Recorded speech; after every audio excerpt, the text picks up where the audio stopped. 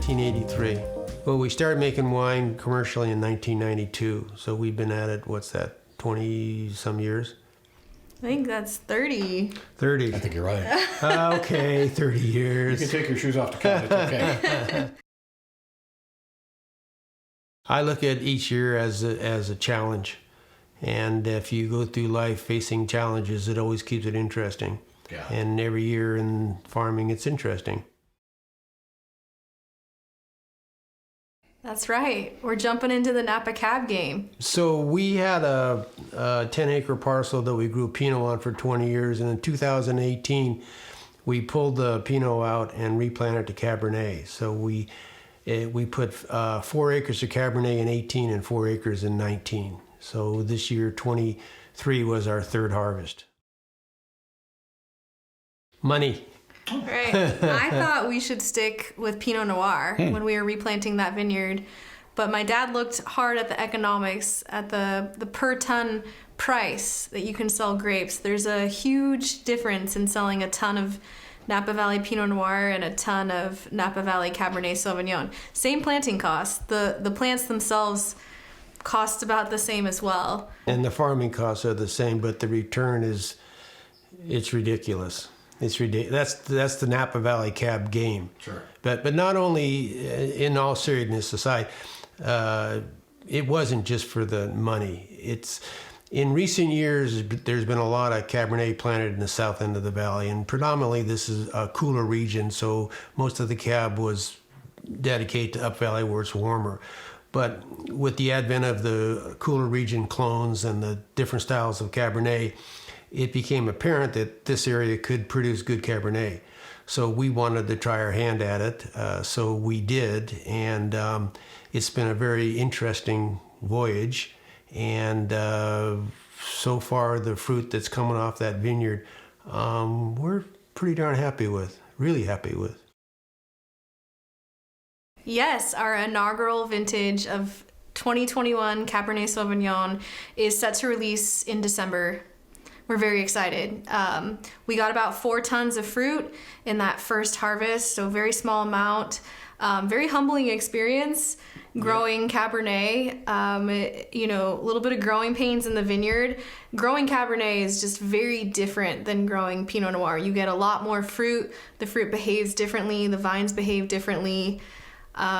So it was cool. We learned a lot, and then, brought this beautiful fruit to the winery, and fermentations went very well. And then 22 months in French oak, and we started tasting it with our consulting winemaker, Kent Rasmussen. And he said, this is a beautiful wine. This is very reminiscent of the style of Cabernet Napa Valley was putting out in the 70s with, the guys that really put Napa Valley on the map, Heights, Freemark Abbey, Turnbull Cellars. They were making a very fruit-forward, lighter alcohol, lighter style Cabernet back then.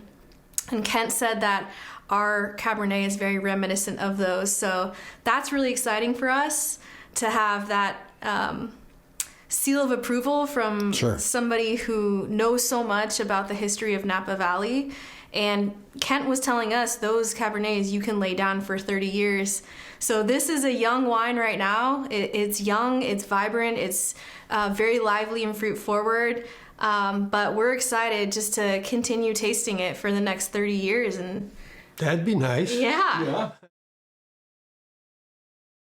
Half the vineyard was planted in 18 and half in 19. I tell you what, I really enjoyed the experience. I've been a Pinot grower for 40 years, and Pinot's been my thing. So to go out there and experience growing Cabernet in the Napa Valley was enlightening, and I learned a lot. And I'll be the first to admit that I wasn't a Cab guy, I wasn't a Cab grower. I really didn't know it. I mean, they're grapevines, so they're similar, but there are a lot of major differences that I had to conform to. So we talked to a lot of guys over the years going into this deal. I had a big learning curve in front of me, but at the end of the day, I believe that what we did and how we did it and the clones that we planted, I think we hit it pretty much on the head, because the fruit came off very balanced.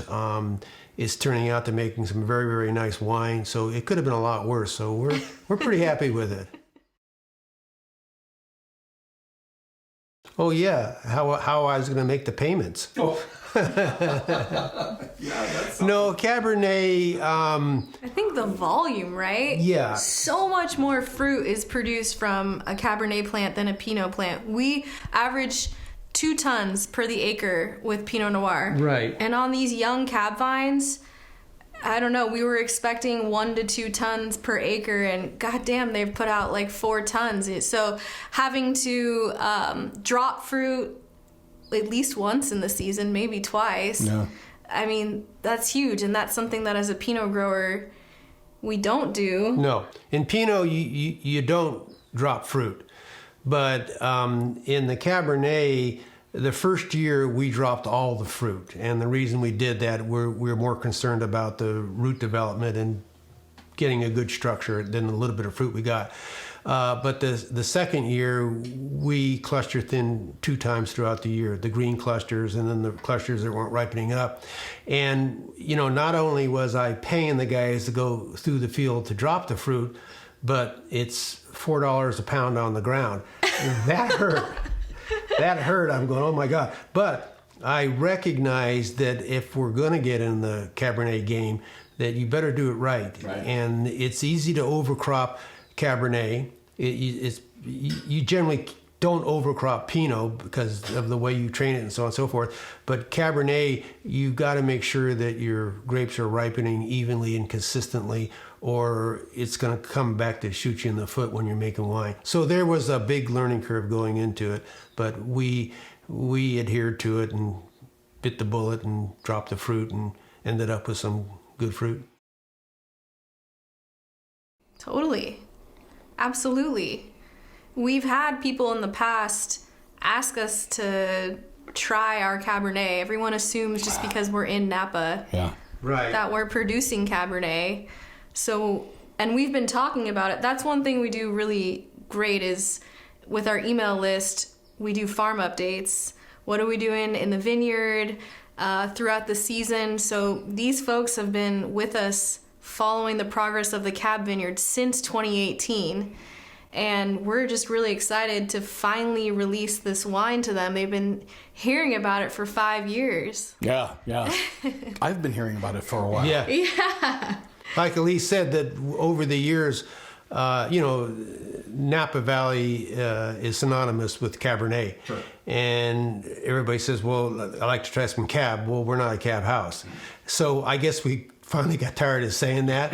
And Elise said, we should really do this and this, that, and the next thing. So I think it was a really good move.